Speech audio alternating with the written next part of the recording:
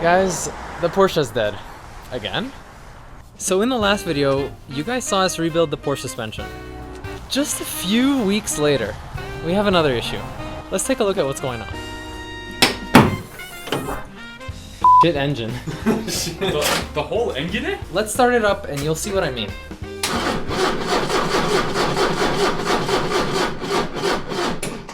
That doesn't sound great. Now, I can't fix this Porsche alone, so I've brought back some Hoonhouse celebrities that you may know.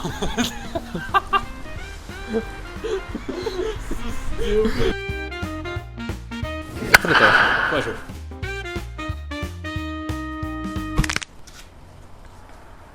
And then there's good old me, Joey, Joseph, the Joe, Hoonhouse number 1.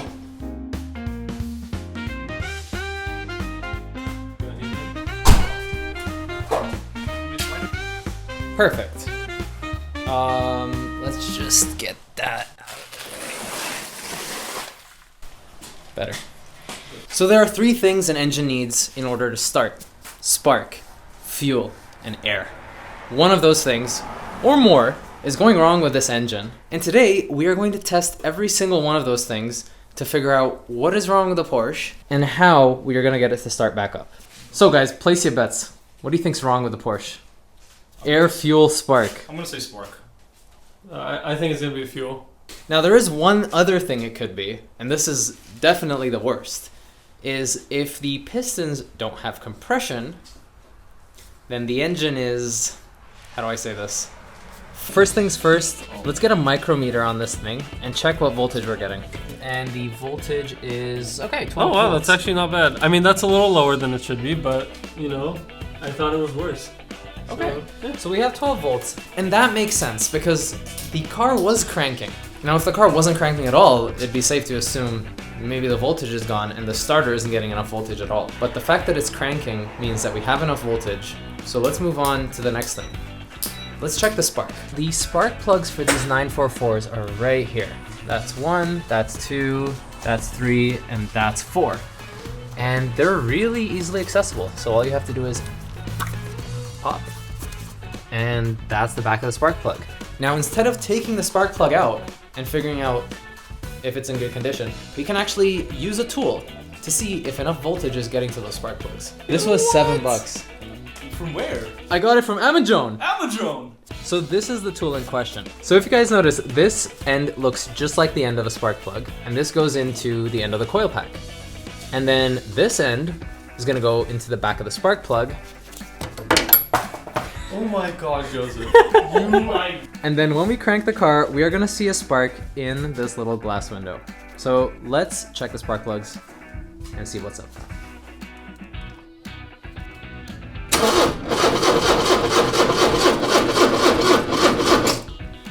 So spark plug 1 is good. Now we have to check the other 3. Now, while we do that, I just want to thank you guys so much for getting us to 9,500 subscribers. When we posted the last video, which was only a month ago, we weren't even at 5,000 subscribers. So I'm insanely grateful for you guys. We have so many things planned for this channel: mods, road trips, and so much more. So if you're enjoying this video or any other content on the channel, please hit a like and subscribe. It means the world to me. Now they're getting power, but it doesn't necessarily mean that the spark plugs are in good condition, but we are gonna save that step till the end because we don't wanna go through that trouble if the issue is actually fuel or air. Now, even though the engine doesn't work, I know one thing that does work. Charlie, why don't you hop inside and hit the brakes? No. Ooh. Those Auxito brake lights are looking mighty fine. A link in the description if you guys want to pick some up. 15% off with code Hoonhouse. Oh, that is a door. Cool. So check this out, guys. The air comes in through right here, goes into the air filter, and then this is the MAF. This is the MAF. In here, throttle body. So if not enough air is getting through to the engine, that might be a reason why we're getting that sputtering. Because you saw, we were getting it close to starting, but not just quite enough. So let's check that out.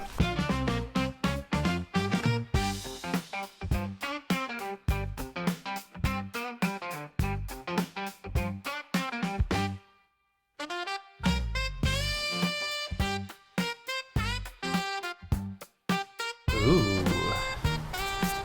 That doesn't look too hot. This isn't like, oh, the car's not gonna start, but I mean, it's still pretty dirty. I'm pretty sure the car won't start when you find a dead rat in your filter. Yeah, it is made in USA though, so Good old America. yeah. America. This is a tariffed air filter? This is yeah. Dude, I'm still gonna use this. That's awesome. It Yeah. looks a bit nasty, but I mean- don't think this is our culprit. Yeah. Now, in the actual air box, yeah, we do have a bit of dirt on the clean side, so that's kind of interesting. Maybe we'll give this a quick wipe down and get on our way.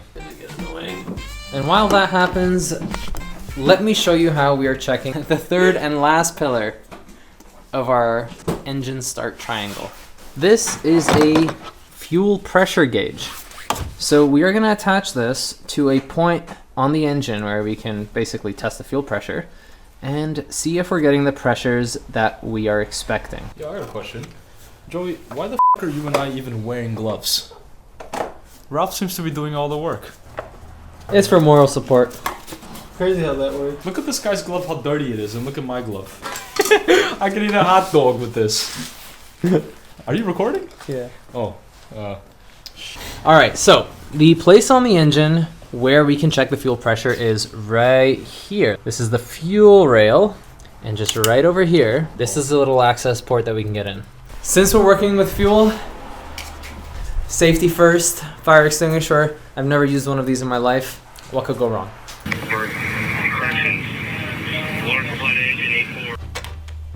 So it should leak a little bit. This is a lot easier. You see that? Just like that.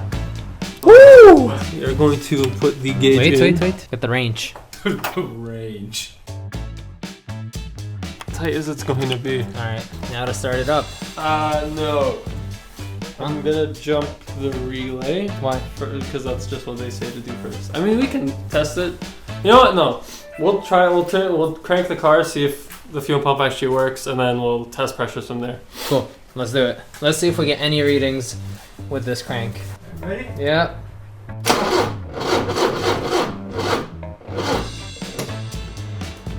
All right, let's put the booster pack back on. So there's literally no fuel going through the rail, which we'll jump the fuel pump. So we'll isolate it from all the noises and see if the fuel pump even makes a noise. That should deduce that, I guess, fuel is bad. Let's do that. I'm just gonna try to start the car. Right? Okay. Nothing. So the fuel pump is not priming, both in accessory mode and when we start the car. So that's ringing some bells. Welcome to day 2. So based on what we found out yesterday, we did some shopping. So we got in here a brand new fuel pump. We have some fuel clamps. We got some crush washers too. Now, even though we didn't technically confirm that the fuel pump was broken, it's pretty safe to say that that is where the issue is. Because it doesn't prime, it doesn't make a sound. So I just hedged my bets and put an order on a new fuel pump. If you guys are Canadians, you know that the weather is finally getting better. It's like 10 degrees Celsius, warmer than it was the last time we were filming. I love it.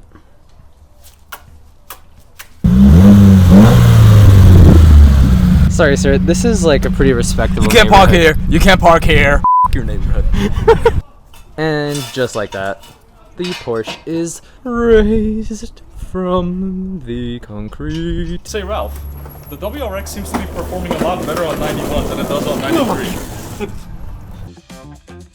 So first things first, we are gonna clamp off this line that's coming straight from the fuel tank so that we can disconnect it and not burn my house down. And then we're gonna disconnect the banjo fittings, the electrical connectors, and finally the actual mount itself.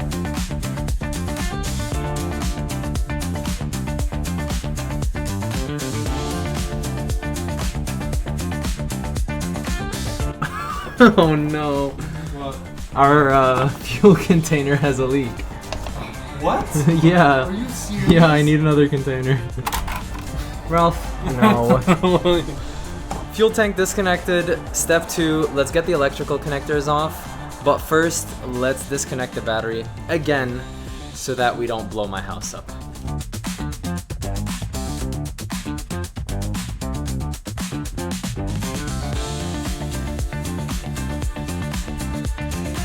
Any luck down there? No, I need a bigger screwdriver. Here goes, huh?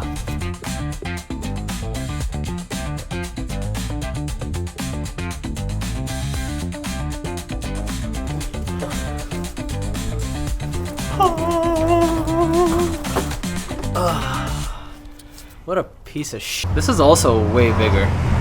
This is not gonna fit in this mount. This is what the fuel pump and mount situation looks like. As you can see, fits very snug. Now this is the old fuel pump. But if we grab the new fuel pump, wah, wah. This is apparently a 924 fuel pump. Great job, Ralph, on your ordering. It's not gonna get fixed today. Fast forward till we have the right pump. We need to back up. One thing we didn't check is, does the old motor actually work? Because if it does work, then did we even need to remove it? Because that took a lot of time. Fingers crossed it doesn't. Because if it does, we wasted quite a bit of time. That's not good. That actually sounds great. So why wasn't it working? Because we checked and it wasn't making any noises when you were turning the car on. So maybe it isn't getting power in the first place. So the way we're going to find that out is we are going to connect the voltmeter directly to the 2 terminals that were connected to the fuel pump. Nope. Nope. So no voltage, both in accessory and when we were trying to start it up. So I guess next thing we're going to check is the relay. Yeah, so we're gonna basically put this paperclip in the 2 ports that sends power to the pump, so we can see if the relay's the issue or if it's a wiring issue in between them. I have light. Okay, the relay is broken and the fuel pump is not, which is lovely. All right, so this is how we're gonna test the relay. That's the click. Oh, is there continuity? No. Which means this relay is busted. Relays are mechanical parts after all, so they wear out. And this is probably worn out. We're gonna give it a few more ignitions and see what kind of voltage we're gonna get. All right, good. Yeah. Okay. What just happened? Looks like, okay, so that... Yeah, I don't know how that even happened. Like, the fuel pump is literally missing. This is the fuel line. So, that's pretty funny. So that was the engine basically running on whatever was left in the fuel line. Sounded healthy. That doesn't make any sense. I think... That was probably just random. So we can do it like maybe 2 more times. You know what? All right, let's try it again.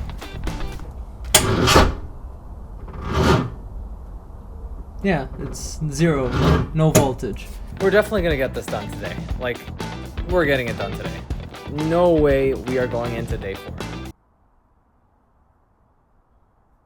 All right, guys, it's the moment of truth. It's time to get under the car and see if we have voltage coming to the fuel pump. If we have voltage, that means our DME is working and we can get the fuel pump back in and get this car running.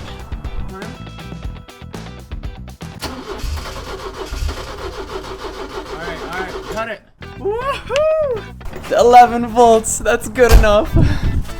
So now that we know that the relay works, it's time to get the fuel pump back in after 4 long days. Is the 944 gonna start, or is it just gonna sit and look cool as a rusty old paperweight? Let's find out.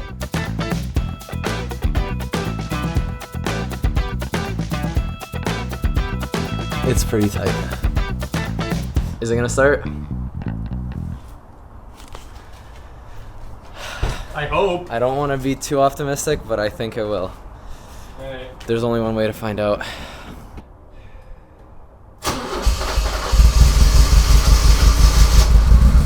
Yeah, buddy! Yes! Yes! Oh, dude. The fuel pump is perfectly healthy. Dude. So fuel pump was good. It looks like it was just the relay. We did all that work for nothing, but you know what? We learned a lot and we had fun, so that's all that matters. Had fun? We are going to celebrate by taking it out and taking it for a spin.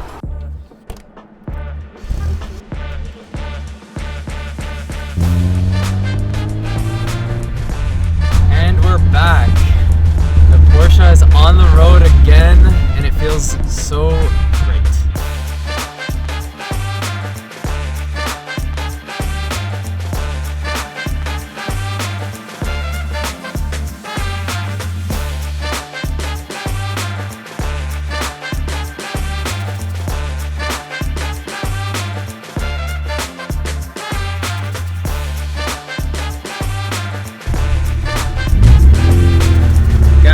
We are on our way to a car meet to celebrate the revival of the 944.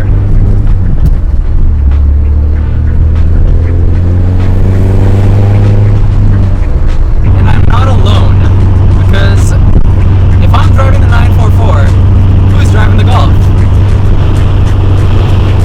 That guy. Man, driving this thing is such a riot on the highway. Everything is shaking. So much noise. But it's an experience and I wouldn't miss it.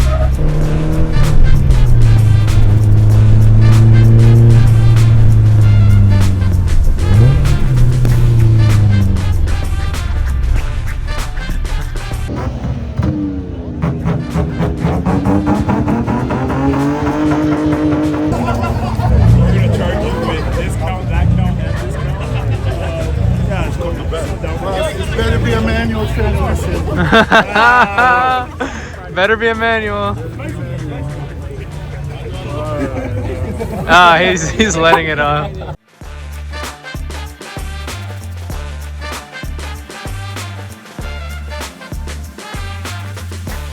And just like that, the Porsche is back on the road, running again, looking better than...